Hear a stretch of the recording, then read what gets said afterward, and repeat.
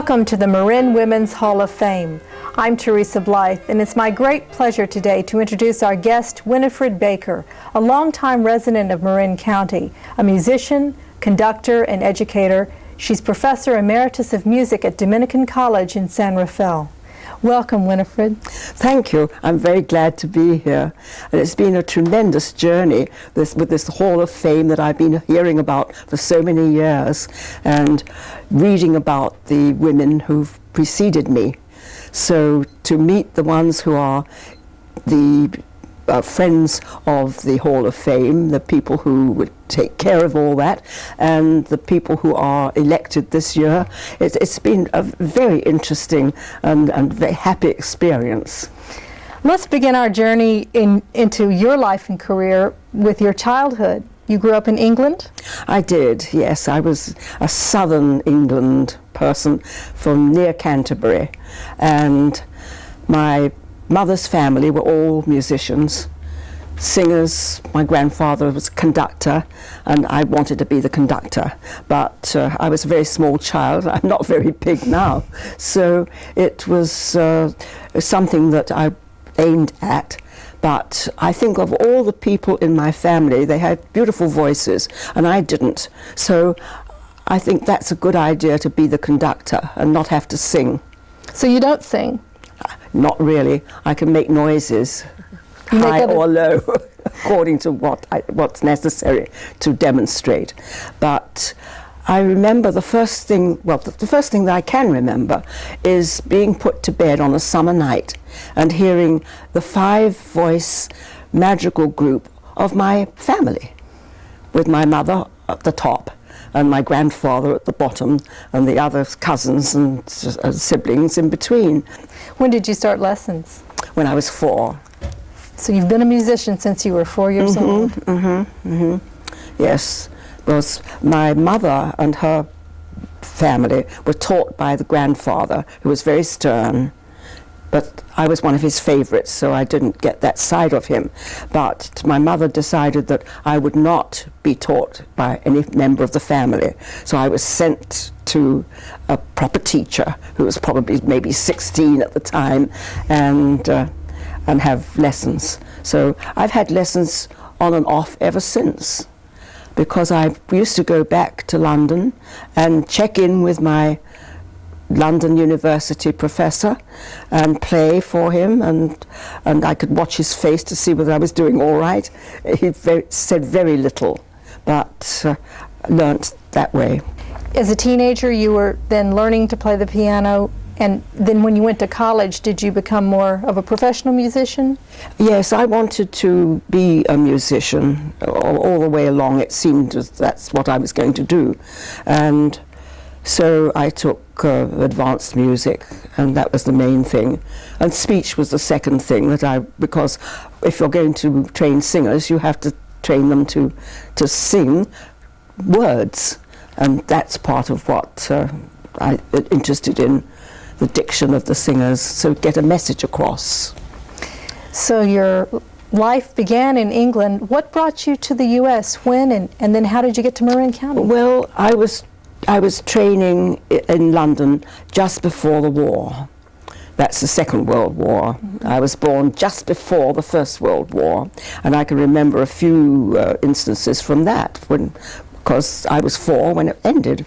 So in the Second World War, I'd been in London University and married one of my colleagues, who was a drama instructor when he graduated, and we had about a month or so before the Blitz in London started, and that was in 1940. So our flat was shelled, and my husband went into the Air Force, where 2 years later he was killed, and I went back to my teaching and was teaching in Cambridge University, music and a little speech, until I met my American husband some years later, who was stationed near Cambridge, and he was a journalist and editor of newspapers in Kansas and needed books. So he used to come to the college to borrow books, and he was there a long time before I met him, and he knew everybody in the college. And so about 5 years later I decided that he shouldn't commute every summer anymore, but I would come to Kansas. You made a couple of other stops before Marin County, didn't you? Oh, I did, yes. I taught in my husband's hometown for 1 year. And after that year, then the owner of the newspaper chain decided that he was coming back from Washington, D.C. and would take over. So my husband then found another little chain of papers up in South Dakota. So I had 2 years in South Dakota, teaching in South Dakota, which was an A&M college then. Now it's a university in Brookings. And a year later, we had the telegram from the president, greetings, kindly rejoin the Air Force, and he was sent to Hamilton Field. So I followed a year later because we thought he was going to Korea, and he stayed at Hamilton Field, having a wonderful time. There wasn't anything to do except to teach recruits how to read and write. That was a lot of change for a young woman. How did you cope with all that change? Well, it's. I think that if you decided to leave your own country, then it's all an adventure. And I met such wonderful people. And even though I was on my own a lot, then I always found good friends.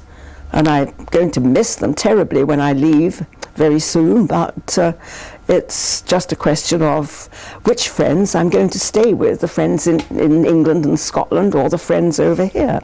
So I've been here since '51, and I immediately found a job I was supposed to go to Cal, and I took my references and they said, oh yes, that's fine. Of course, I came straight from Cambridge University to Cal.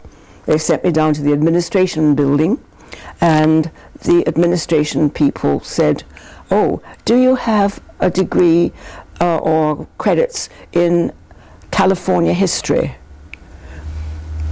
So they said it would be much better if you went to a private school for a while and get that credit and then come back. Well, I never did. I found the job at Dominican College, and I've been very happy there ever since. It seems like you have a lot of firsts under your belt. I've enjoyed very much finding new music that nobody else had done, and that there were no recordings, and that I could learn from the printed page. And I love to read music so that I can hear my own sounds at whatever tempo I want to hear them. And I've known a lot of people, including Benjamin Britten, who was at the Royal College of Music in London at the same time I was, but I didn't know him there.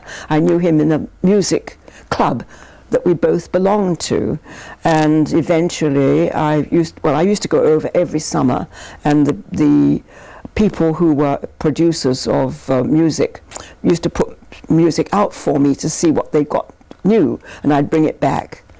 There's another first that you're famous for, and that was getting Paul McCartney's Liverpool Oratorio. Oh yes, well that was a very different thing, and I knew the people, of course, at Liverpool Cathedral, and especially the organist, who is also the conductor of the Liverpool Philharmonic Chorus, and probably the orchestra as well now. But he's been over here, and I've been over there, and we've sung in his cathedral on one of the 6 tours that we've done, and I knew that it was going to be written before it was written, so I had claim to it from the beginning. And when I found that it was going to be a big thing, and that possibly we could have the first performance on this coast, so we got it, and I looked at it, and some of it was very, very pretty, with his lovely tunes, the melodies that he writes, and it was just his life. During the war, he was born in the war, and his life after that with his wife and so forth, and it was like a little opera without too much acting, and we did it in Grace Cathedral, and if I had miscalculated anything, I miscalculated that, because we'd sold out twice, and I could have done it many more times. We made enough money to run the chorale for another 2 years. Just based on the Paul McCartney show? That's right, yes. You've broken a lot of ground being a female music conductor. Can you talk about some of the obstacles you faced in trying to conduct orchestras and choral groups when it was mostly a man's world? You have to have an awful lot of luck, because there are very few women conductors I know. I belong to a large organization that's based in London, and there are 6 of us women, and I think it's 154 men in the organization, so it's not very many.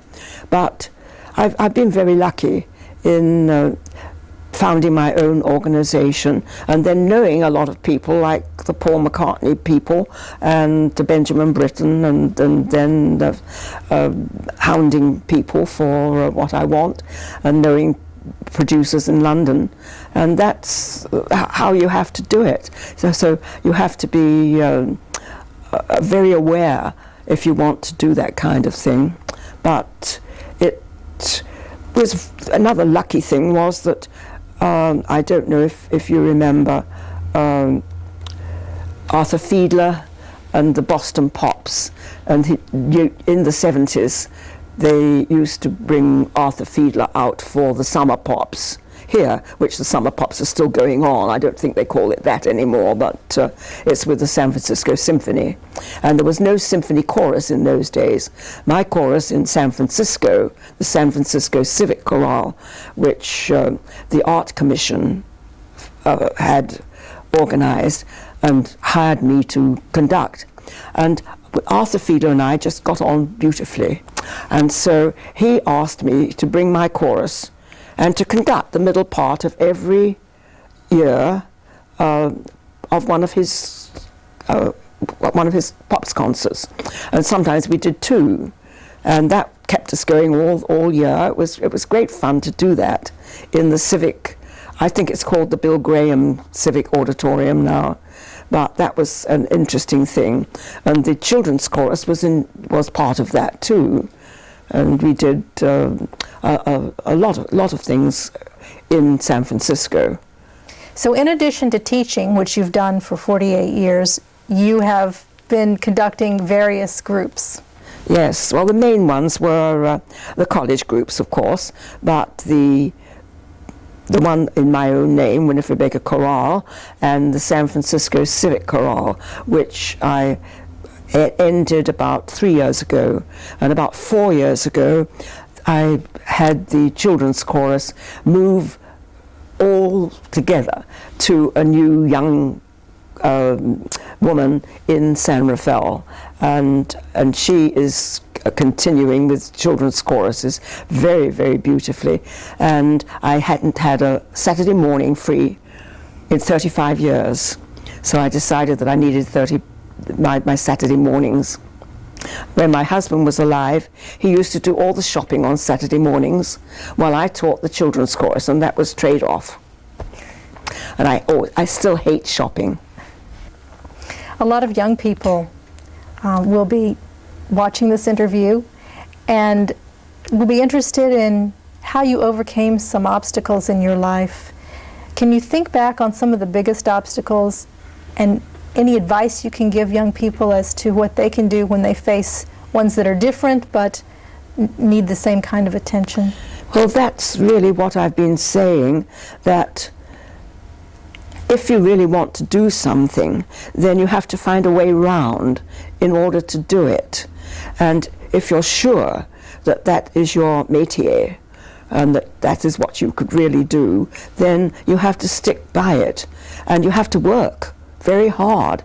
you may have luck, but you can't trust the luck. You have to do the work.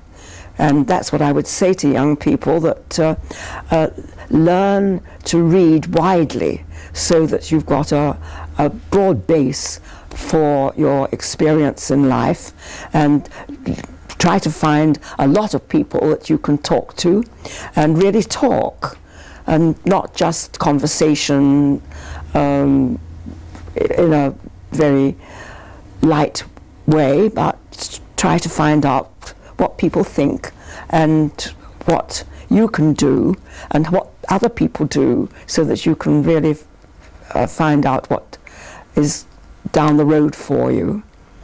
But education is the main thing, and whether it's music education, or you want to play ball, or you want to be a professor of something, or you want to go into computers, you have to find that little opening, but work hard towards it. I understand that you have kind of a knack in some of your chorale groups for bringing out the best in people who may not consider themselves singers necessarily, but enjoy singing. That's what it's for. I think that's what choruses are for. And there are professional choruses, and that's fine, but then people have to make their decision as to whether they're going to earn money with it and put a lot of work into that. But if they want to be in a chorus, then they've got to work at that too, so that they can enjoy it and know that they're doing well and with everybody else. But it's one of those evenings when you know that you're going to be rehearsing. And I've always enjoyed, personally, the rehearsals much more than the concerts. The rehearsals are fun. You can stop any time, you can have some jokes, you can talk to people, and you can stop and start. But at a concert, you're supposed to keep going, and that is a different situation. Do you get nervous in front of when you're performing? I really don't. I don't think I ever did, because I had to start so early. My father was a mathematician and an engineer with no ear for music at all, but he loved to hear us do it, and he was always egging me on to play more when I was just very little. And so I always had an adoring audience, and I expected that. And I think you have to have that feeling that somebody's going to appreciate what you're doing. You've also been very active in the effort to keep music accessible, where people can afford to go and hear music performed Yes, live. when the Art Commission started the San Francisco Civic Chorale, which came out of the Municipal Chorus, which had gone back to 1922, with the same conductor and had retired, then all their concerts, wherever it was, whether it was in the Civic Auditorium, the Opera House, wherever, all free. They had to have tickets, had to apply for tickets, but they were free. And our concerts have always been a minimal cost. So that's what I've wanted to do. I wasn't making money out of the concerts or the chorale, but just enough to keep things going, to be able to pay an accompanist and somebody who's on the telephone, that kind of thing. And then, of course, paying for advertisements and the programs, all that kind of thing. Was your goal to educate the public about music, or just to have it so that we could all enjoy? I'm an educator, really, and I've always wanted to do something different and something a little better, and get a really good standard of what we were doing. So educating the public is what Arthur Fiedler said to me once, when somebody rather scathingly said, well, you do these pop things, why don't you do some real music? He said, where do you start educating the public? I like to educate the public, and that's where you start. But the first part of my concerts are always a piano concerto, a violin concerto, or whatever. And the middle part was the chorus, and then the last part was real pops. and he could do it all. I don't think I'm as good as that. I know I'm not, because I can't do the pops things very well, except the McCartney, which it wasn't exactly a Beatle thing. You mentioned Arthur Fiedler. Who are some of the other people who've been mentors throughout your life? Well, I had a great piece of luck when I was at London University, and I was sent down by the vice president to help with the Kent Festival, which is a competition that they have every year for people. And I won the piano competition, and the adjudicator was the head of the music department of Cambridge University. And he took care of my career in bringing me eventually, when I graduated, got my degrees, to Cambridge University to teach. And that was a wonderful opportunity. But it was pure luck that he was the judge and that I happened to win that particular thing. You mentioned a lot of volunteer work, but I'd like you to talk a little bit about Marin Music Chest.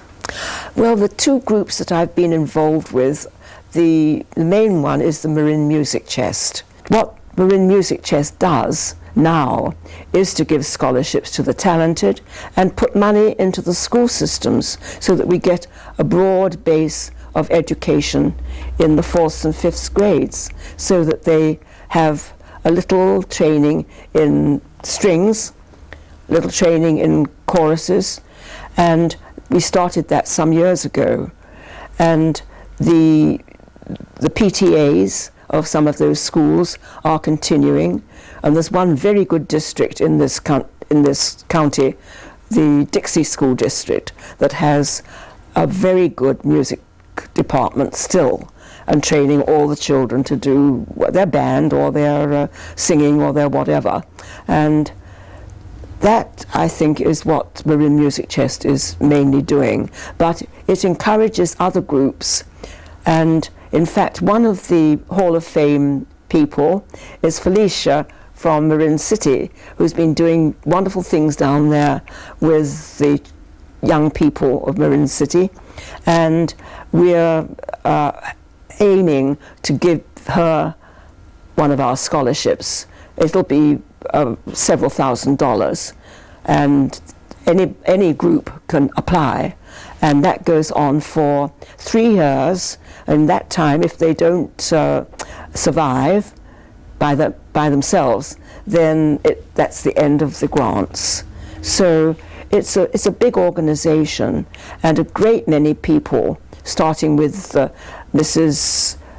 Maud Faye Symington, who was a singer, opera singer, lived in Kentfield, and Mrs. Livermore, whose name is very well known here, and who started the Marin Art and Garden Centre, where we gave a little concert on Sunday with my chamber group.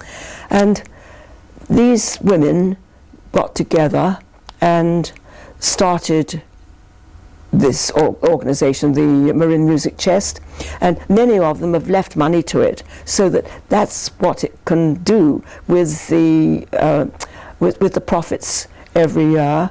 And we have to use every last dollar, of course, otherwise the tax man will get it. So we are giving these scholarships to individuals, to groups, of anyone who is interested in music. So you're moving back to your homeland and leaving Marin behind? Yes, I've just one brother and his family, and when I'm leaving it behind, no, you can't leave Marin behind. It's always been with me, and we'll be corresponding, and I'll have visitors. And as I say, in a year or two, when I'm going next week over to find a cottage to buy, and my house will go on the market, of course, and my beautiful Bechstein that my parents gave me and sent over here against my will, but I didn't want it to travel all that much, but it did.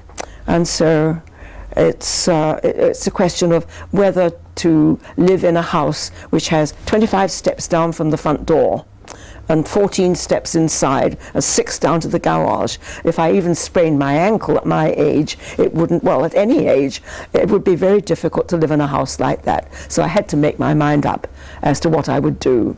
And I have friends in most of the retirement homes, Villa Marin and Smith Ranch and Mill Valley and so forth, and decided that with the help of Sister Samuel, old friends at Dominican, that it would be a good idea to see whether my brother and his wife could manage to have an aged aunt come back to live nearby instead of just coming once a year.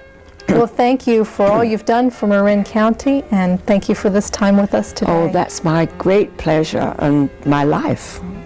Thank you.